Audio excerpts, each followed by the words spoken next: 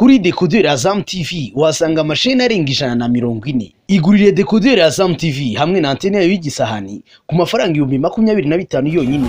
Ushobora kugura ifatabuguzi rya Azam Pure ku 3,500 gusa ku kwezi. Hari kandi ifatabuguzi rya Azam Plus ku mafaranga 4,500. Wakwigurira kandi Azam Play ku mafaranga 6,500.